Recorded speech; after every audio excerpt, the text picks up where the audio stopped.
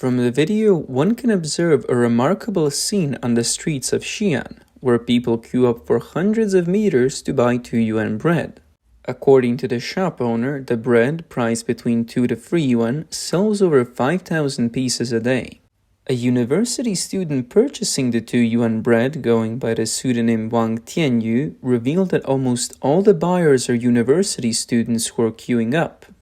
Another customer going by the pseudonym Xin from Rizhao in Shandong mentioned that the nearby 2 yuan bread shop opens at noon, and when she arrived on time, the entrance was already crowded. She said it was, quote, just like squeezing onto a bus, with some people buying 30 to 40 pieces at once. A similar 2 yuan bread shop also appeared in Zibo, Shandong. The shop owner, going by the name Xiao said the queue sometimes extends onto the street. Nearly 20 customers who have bought 2 yuan bread agreed that such bread is primarily bought for its cost-effectiveness. Reports indicate that in October alone, 2 yuan bread shops expanded from Qingdao, Rizhao, and Zibo in Shandong to cities like Nanning, Kunming, Nanjing, Hefei, and even Beijing's TianTongYuan, indicating the popularity of low-cost consumption scenarios among people of various social status in China. A food delivery rider shared his observations in a video. From my experience delivering food this year, I can tell that consumption in Fuzhou has definitely downgraded. What did people used to order? They'd get a 30 yuan, about $4.20 beef rice, and putian braised noodle with a couple of oyster cakes. Now it's different. Most orders are for food priced between 12 to 15 yuan, about $1.60 to $2, rarely exceeding 15 yuan. People are just ordering enough to get by. The best surviving takeaway spots around here are the ones selling fast food with prices mostly around 10 yuan, about $1. After all, many haven't made much money, so they're saving whatever they can on food. To understand how frugal Chinese consumers have become, one only needs to look at the intensifying price wars among China's retail giants. To attract spendthrift Chinese consumers, the retail landscape in mainland China is undergoing a reshaping, with many brands experiencing internal competition where even sons and fathers compete for business. In late September this year, Haidilao Hotpot, China's largest hotpot chain, opened 2 lower-priced brand stores called Hailao Hotpot. Compared to the mid to high-end positioning of the main Haidilao brand, Hailao Hotpot has an average customer price of about 70 to 100 yuan, approximately 10 to 14 US dollars. Among the dishes, the lowest priced beef dish is only 28 yuan, about 3.90 US dollars, a significant drop from Haidilao's usual prices.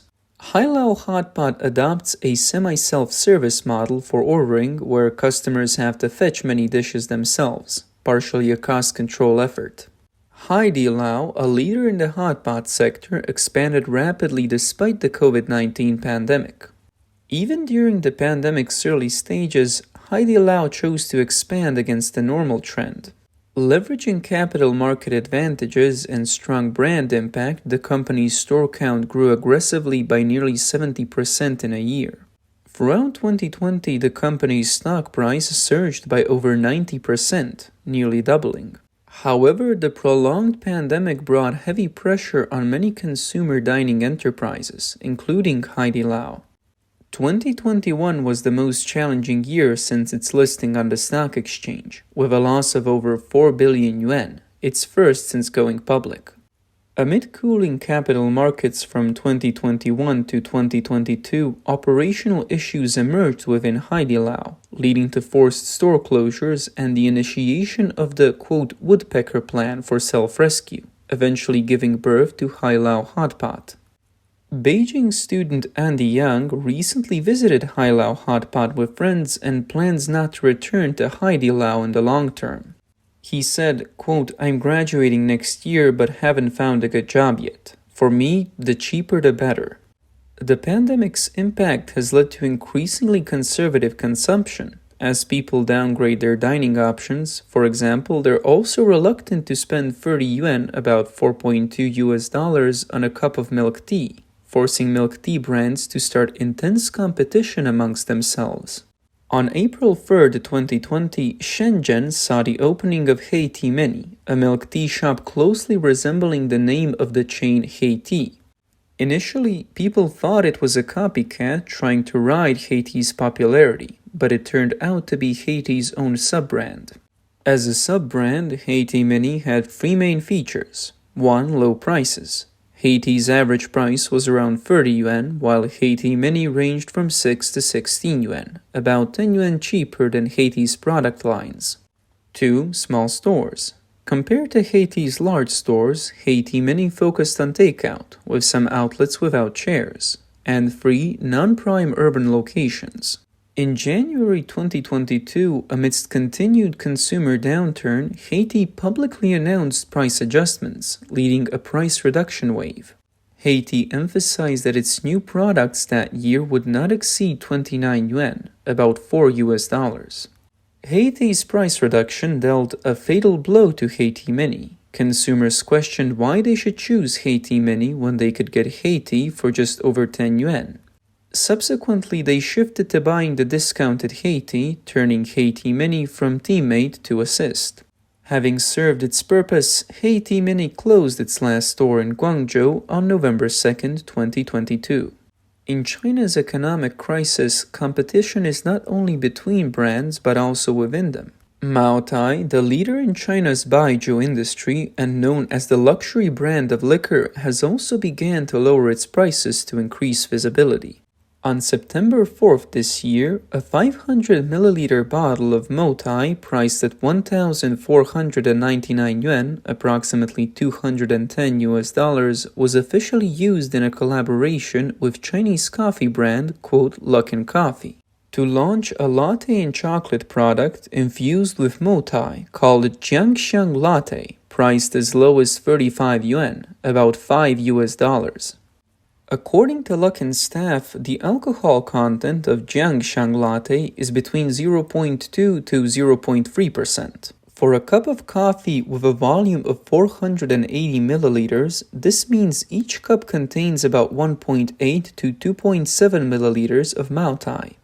The day after its launch, Luckin Coffee announced on social media that the Jiangxiang Latte sold over 5.4 million cups on its first day, with sales exceeding 100 million yuan.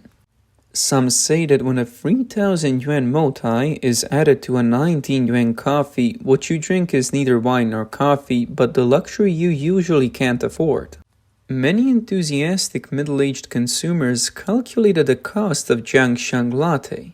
A bottle of 53-degree Feitian Maotai retails for about 1,499 yuan, and each cup of Jiangxiang coffee contains Maotai, costing only 19 yuan. Drinking it is considered a bargain. Some Chinese media outlets have sarcastically noted that before it was a 66 yuan, around $9.24 Maotai ice cream, or a 29 yuan, $4 Maotai popsicle. And now it's a 19 yuan Maotai coffee. Nowadays, the entry threshold for young people to have a taste of Maotai has become increasingly low. This reflects the stagnant economic situation in modern Chinese society. On the other hand, Reuters pointed out that China's current financial situation has led to a new trend of discounts. For instance, the budget snack brand, Busy For You, plans to expand from 4,000 to 10,000 stores by 2025. Similarly, the chain, Hot Max, selling near-expiry foods, has over 500 stores and started a franchise model in April. These brands' strategies have prompted larger competitors to announce significant price cuts. In the past 5 months, Walmart's Sam Club and Alibaba's Fresh Hippo have engaged in a price war, reducing the price of popular items like Sam's durian pastries by 33%. In November, China's renowned snack chain, B-Store, retaliated by reducing the price of 300 products by an average of 22%, with the largest discount being 45%, marking the company's biggest price cut ever.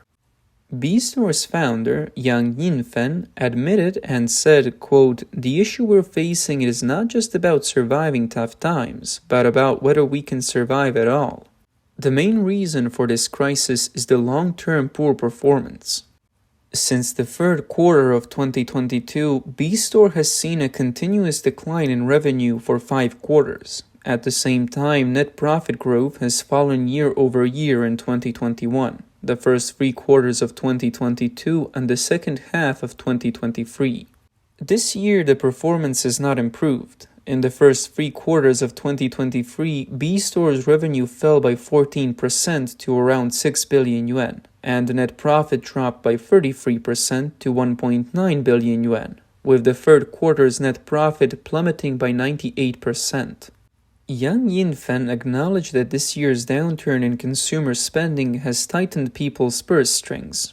Observers note that with the rise of discount and budget stores as well as smaller, cheaper versions of products, mainland Chinese companies may enter a vicious cycle of declining profit margins, suppressing wage and employment growth and further dampening consumer appetite. People's reluctance to spend does not mean the disappearance of consumer demand. Rather, they prefer to satisfy needs in more economical, lower-cost ways. The reasons for this phenomenon, as observed by outsiders, are threefold. Firstly, there's a change in market environment. Compared to the traditional e-commerce model centered on goods, social e-commerce spreads products based on users' real experiences, making cost-effective products more popular among young people. Also, on some social platforms, articles and videos comparing product evaluations help reduce consumers' blind worship for certain premium brands. Secondly, consumers' mentality has changed. A consumer survey report in April showed that compared to the past habit of lavish spending, 60% of respondents, including those in Beijing, Shanghai, Guangzhou, and Shenzhen, prefer to spend money, quote, where it matters. For instance, on China's social media platform, quote, Xiaohongshu, Little Red Book, money-saving bloggers are prevalent. Topics like how a poor college student buys snacks, white-collar poverty guide, achieving snack freedom for 50 yuan, and poor person's meal strategy have become trending keywords. Netizens collectively contribute various ways to save money. In essence, many people have started to abandon their obsession with brand names in favor of basic items that are affordable and comfortable to use.